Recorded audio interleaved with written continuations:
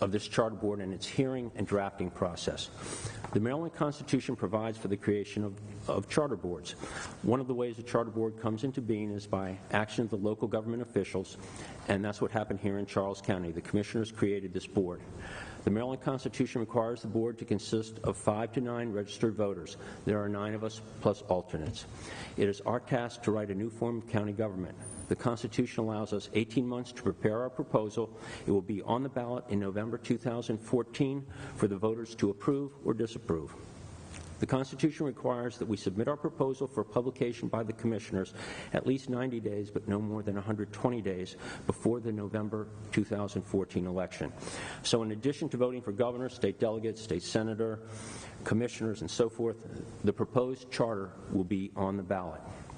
We've listened to many current and former government officials regarding their suggestions on what to write into a charter. Our hearings and discussions are recorded, and they're available on the county government website. We are now in the process of drafting.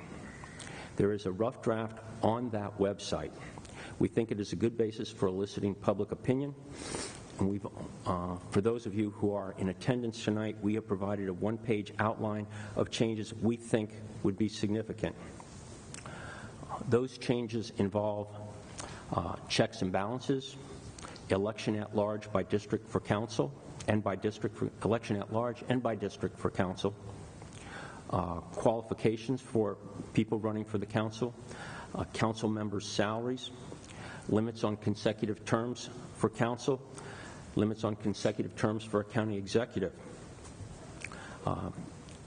executives' qualifications and executive salaries, borrowing and debt limitations, a referendum process, a charter review commission, a process for amending the charter, and a transition period. We will not be addressing subjects or offices that are beyond our constitutional authority. The Charter Board has no authority regarding the elections, terms, salaries, qualifications, or authority of any of the following offices or positions: state senator, state delegate, state's attorney, sheriff, register of wills, judge of the Orphans Court, clerk of the circuit court, member of the Democratic or Republican Central Committees. Those are beyond our constitutional authority.